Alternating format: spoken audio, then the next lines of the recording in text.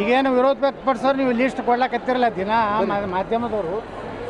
ಮೊದಲೇ ಪ್ರಶ್ನೆ, ನೀವು ನಿಜವಾಗಿ ಪತ್ರಕರ್ತರಿದ್ರ ಫಸ್ಟ್ ಕ್ವಶನ್ ಕೇಳಬೇಕು, ನೀವು ನಿಮ್ಮ ಮಕ್ಕಳು ಯಾವ ಶಾಲೆ ಕಲೀಲಕತ್ತ, ಖಾಸಗಿ ಶಾಲೆ ಕಲೀಲಕತ್ತವರು ಅಥವಾ ಸರ್ಕಾರಿ ಕನ್ನಡ ಗಂಡು ಅಥವಾ ಹೆಣ್ಣು ಮಕ್ಕಳ ಶಾಲೆ ಕಲೀಲಕತ್ತವ್ರು. ಯಾರು ಸರ್ಕಾರಿ ಗಂಡು ಮತ್ತು ಹೆಣ್ಣು ಮಕ್ಕಳ ಶಾಲೆಗೆ ತಮ್ಮ ಮಕ್ಕಳನ್ನ ಹಾಕ್ಯಾರಲ್ಲ ಅವ್ರಿಗಟ್ಟೆ ಖಾಸಗಿ ಮತ್ತು ಸರ್ಕಾರದ ಬಗ್ಗೆ ಮಾತಾಡೋ ನೈತಿಕತೆ ಇದೆ. ಹಾಗಾದರೆ ಎಲ್ಲ ಖಾಸಗಿ ಸಂಸ್ಥೆಗಳು ಮೆಡಿಕಲ್ ಕಾಲೇಜ್ ಮಾಡಿದ್ದೆಲ್ಲ ಭ್ರಷ್ಟಾಚಾರ ಮಾಡ್ತವೆ.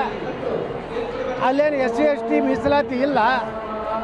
ಸರ್ಕಾರ ನಿಗದಿಪಡಿಸಿದಷ್ಟೇ ಡೊನೇಷನ್ ತೊಗೋತಾರೆ. ಆ ಸಂಸ್ಥೆ ಬೆಳೆಸಿರ್ತಾರೆ, ಒಳ್ಳೆ ಸ್ಟಾಫೇ ಇಟ್ಟಿರ್ತಾರೆ.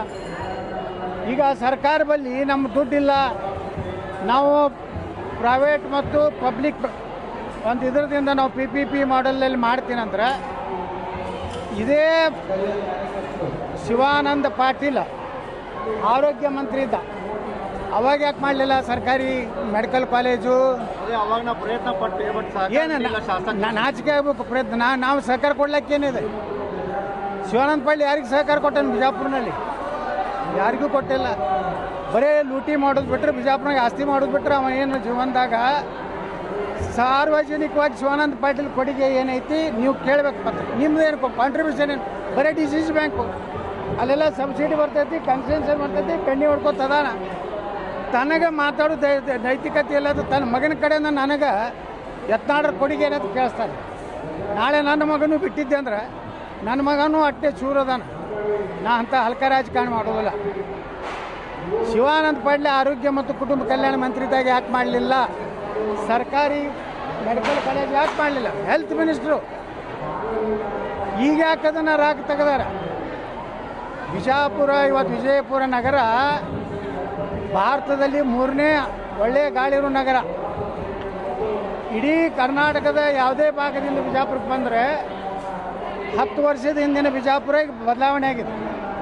ಇಲ್ಲಿ ಸಾಕಷ್ಟು ಬೆಲೆಗಳು, ಇವತ್ತು ಭೂಮಿ ಬೆಲೆ ಹೆಚ್ಚಾಗಿದೆ. ಇಲ್ಲಿ ಸರ್ಕಾರಿ ಇರಲಿ ಪ್ರೈವೇಟ್ ಇರಲಿ, ಒಂದು ಮೆಡಿಕಲ್ ಕಾಲೇಜ್ ಬಂದರೆ ಸಾವಿರಾರು ಇಲ್ಲಿ ನಿರುದ್ಯೋಗ ಯುವಕರಿಗೆ ನೌಕರಿ ಸಿಗ್ತದೆ. ನೀವು ಮಾಡು, ನಿಮ್ಮ ತಮ್ಮಿದೆಯಾ ಶಿವಾನಂದ ಪಾಟೀಲ? ನಿನ್ನ ಬೆನ್ನು ಹತ್ತದಂಥ ಜಿಲ್ಲೆಗಳ ಕಡೆಯಿಂದ ಏನು ಸ್ಟೇಟ್ಮೆಂಟ್ ಕೊಡ್ತಾ ಇದೆಯಲ್ಲ? ವಿರೋಧ ಕಾರಣ ಅಂದರೆ ಬಿಜಾಪುರ ಡೆವಲಪ್ಮೆಂಟ್ ಆಗ್ತದೆ, ಇನ್ನೊಂದು ಮೆಡಿಕಲ್ ಕಾಲೇಜ್ ಆಗ್ತದೆ. ಇಲ್ಲಿ ಸಾವಿರಾರು ನಮ್ಮ ನಿರುದ್ಯೋಗ ಯುವಕರಿಗೆ ಕೆಲಸ ಆಗ್ತದೆ, ಡಾಕ್ಟರ್ಸಿಗೆ ಒಂದು ಉದ್ಯೋಗ ಆಗ್ತದೆ. ಅದರಿಂದ ವಿಜಯಪುರದ ಆರ್ಥಿಕ ಸ್ಥಿತಿ ಬದಲಾವಣೆ ಆಗ್ತದೆ. ಇದು ಮತ್ತೆ ಯತ್ನಾಳಿಗೆ ಕ್ರೆಡಿಟ್ ಹೋಗ್ತದೆ. ಇವತ್ತು ನಾನೇ ತೊಗೋತೀನಿ ಅಂತಿಲ್ಲ, BEd ಅವರು ತೊಗೋಬೋದು, KLE ಅವರು ತೊಗೋಬೋದು. ಯಾರು ಟೆಂಡರ್ ಹಾಕ್ತಾರೋ ಅವ್ರಿಗೆ ಆಗ್ತದೆ. ನನಗೆ ಈ PPP ಮಾಡೆಲ್ ನಾನು ತೊಗೋಬೇಕು ಅನ್ನೋ ಹುಚ್ಚೇನಿಲ್ಲ. ನಾ ಪ್ರೈವೇಟ್ ಮತ್ತೊಂದು ಮೆಡಿಕಲ್ ಕಾಲೇಜ್ ನಾನು ಮಾಡ್ತೀನಿ. ಏನು ಯಾವುದು PPP ಮಾಡೆಲ್ ಬೇಡ, ಏನು ಬೇಡ, ನಮ್ಮ ತಾಕತ್ತೈತಿ ನಾವು ಮಾಡ್ತೀವಿ. ಆದರೆ ಇವತ್ತು ಏನು ಇದಕ್ಕೆ ವಿರೋಧ ವ್ಯಕ್ತಪಡಿಸ್ತಾ ಇದ್ದಾರಲ್ಲ, ನೀವು ನಿಮ್ಮ ಮಕ್ಕಳನ್ನ BM ಪಾಟೀಲ್ ಪಬ್ಲಿಕ್ ಸ್ಕೂಲಾಗಿ ಎಟ್ಟದಾರ, ಸಂಗನ ಬಸವ ಶಿಶು ಕೇತನದಾಗ ಎಟ್ಟದಾರ, ಡೆಪೋಟ್ ಹಿಲ್ಸ್ದಾಗ ಎಟ್ಟದಾರ, ಕನ್ನಡ ಶಾಲೆಯಾಗ ನಿಮ್ಮ ಮಕ್ಕಳು ನೀವು ಅದನ್ನ ಇದ್ದರೆ ನೀವು ಪ್ರತಿಕ್ರಿಯೆ ಕೊಡ್ರಿ. ನಿಮ್ಮ ಮಕ್ಕಳೆಲ್ಲ ಖಾಸಗಿ ಶಾಲೆಗೆ ಕಲಿತಾರೆ, CBSE ಕಲಿತಾರೆ. ನೀವು ಕತ್ತಿ ಹೇಳಕತ್ತೀರಿ ಸರ್ಕಾರ ಬಗ್ಗೆ.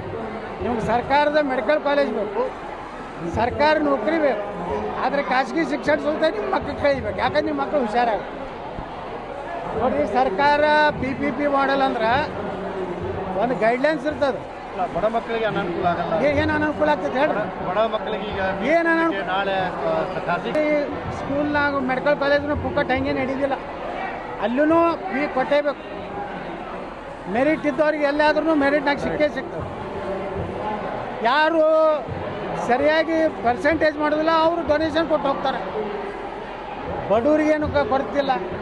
SC/ST ಮೀಸಲಾತಿ ಒಳಗೇನು ತೊಂದರೆ ಆಗೋದಿಲ್ಲ. ಮೆರಿಟ್ ಇದ್ದವ್ರಿಗೆ ತೊಂದರೆ ಆಗೋದಿಲ್ಲ. ಮೆರಿಟ್ ಇದ್ದವ್ರಿಗೆ ಸರ್ಕಾರಿ ನಿಗದಿಪಡಿಸಿದ ಹಣ ಅಟ್ಟೆ ತೊಗೋಬೇಕು. ಉಳ್ಕಿ ತೊಗೊಂಡ್ರೆ ಆ ಮಾನ್ಯತೆ ರದ್ದಾಗ್ತದೆ. ಇಟ್ಟು ಕಾಮನ್ ಸೆನ್ಸ್ ಇಲ್ಲದ ಕೆಲವು ಮಂದಿ ಮಾತಾಡಕತ್ತಾರೆ. ಬ್ಯಾಡಂದ್ರೆ ಬಿಡಲಿ, ನನಗೇನಾಗೋದಿಲ್ಲ. ನನಗೇನು ಅದರಿಂದ ಏನು ದೊಡ್ಡ ಆಘಾತ ಏನಾಗೋದಿಲ್ಲ. ಇದೇನೋ ಒಬ್ಬರು ತಿಂಡಿ ಬಳಸ್ಲಕತ್ತಾರೆ ಬಿಜಾಪುರನಾಗ. ಅದು ಶಿವಾನಂದ ಪಾಟೀಲ್ಗೆ ಏನಾಗೈತಿ, ಹತಾಶೆ ಆಗಿಬಿಟ್ಟ. ಜಿಲ್ಲೆಯ ಕಂಟ್ರೋಲ್ ಕಳ್ಕೊಂಡ. ಏನೂ ನಡೆಯಲಾಗಿದೆ.